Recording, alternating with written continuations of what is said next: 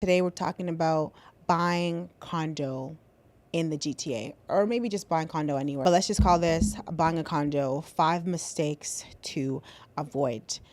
There's definitely pros and cons to buying a condo. We're just going to talk about the mistakes to avoid. This is only for homeowners. We're not going to get into the investors, but if you are a homeowner or you're looking to own your own condo and live in it, then this video is for you. The first thing to understand is the first risk to avoid making when buying a condo is buying a tenanted property. So why this is a mistake, because it can be very risky, because the tenant that are living in there might still be their first year of leasing. So let's say like they're in their 6th month of 1 year of leasing before it makes it a year, before they go month to month. So if you purchase a tenanted property, you can evict the tenant if you plan to live there. However, if they are within their first year, you must honor the lease. If I'm the owner and I'm selling the unit, but there's tenants in there, and now you become the owner of the property, you can't buy them out, because in the contract, it says that the tenants have the right to like stay there. So you can't buy them out. They have to stay there, and you have to give them a 60-day notice. So for month-to-month tenants, you must give them an N12 form and give 60 days notice. So also, one thing to remember is that there are clauses and conditions to protect you. So you just got to put that in the APS. Schedule A. Although properties that are tenanted sell for less, it is a big risk. In this kind of market, it's best to avoid it. The second thing to avoid focusing on only the purchase price, because I didn't know this before getting into real estate, but the purchase price is not the purchase price.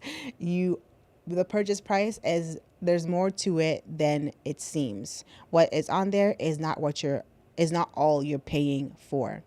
So what to focus more on when looking at a purchase price is the future mindset of, is in 10 to 15 years, is what I'm buying today going to be sellable or saleable? Is it going to have the same amount of value in 10, 15 years as it has today? More, less, those are the things you need to look out for. That is going to be more important than just the purchase price. And then there's also like other prices within, other payments to think about, not just the purchase price. There's maintenance fee, monthly fee, mortgage, etc., closing cost, etc. Third thing to avoid is buying a condo and focusing on price per square foot, because really the price per square foot is really just that. It's just the square foot. It's just the square foot. But the real calculation is, if the amount of a unit is 1,000 per square foot and the square foot is $500, you're multiplying the 1,000 by the 500, and then that is the price of the property. And then to think about, the price of the square foot also does not include parking or locker or other things. It's just the square foot. So it's really important to view the property in person, not just base it off of what you're seeing or a video. In person is the best way to make your judgment and your decision, because it's one way to look at a picture and say, oh my God, this picture is so nice.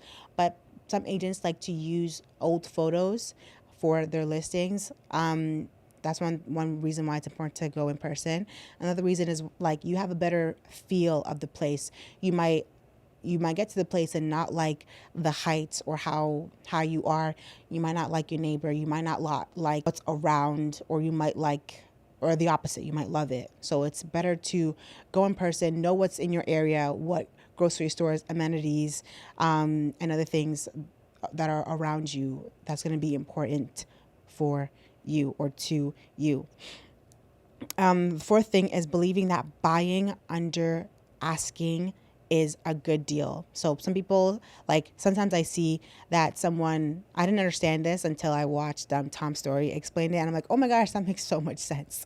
So basically, when people buy under asking, it's really because what they purchased in the beginning, what the purchase price was in the beginning, was really not equal to the market value. So something that was for sale for $600,000 the market value might really be 500,000. So let's say someone puts a condo for 600,000 and it doesn't sell. They have to resell it now, or they have to relist it now, and they relist it for $400,000, let's just say. So now it sells, and then they put sold over asking. I mean, yeah, it's sold over asking, but what was it originally posted for, or what was it originally listed for? So that is what is more important. So you have to be very wary of properties that are overpriced and then artificially reduced to make it seem like you're getting a good deal, because really you might not be. So it's better to even buy over asking than maybe under asking, or just buy what the value is or what the market value is. What should matter most is that the asking price is close to the market value. Everything is based on, or should be based on, the market value. And the fifth and last mistake to avoid is buying an investor condo unit. So investor condo units are mostly new builds because that's how they sell. Let's say that again.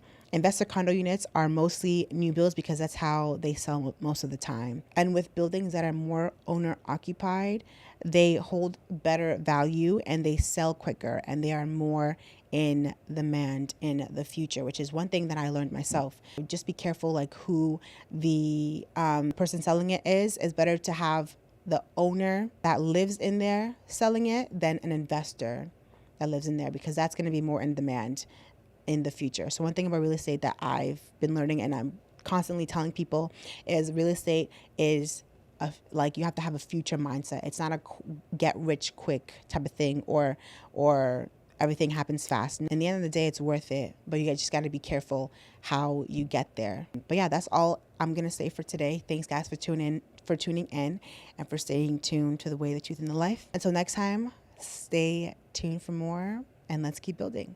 Bye.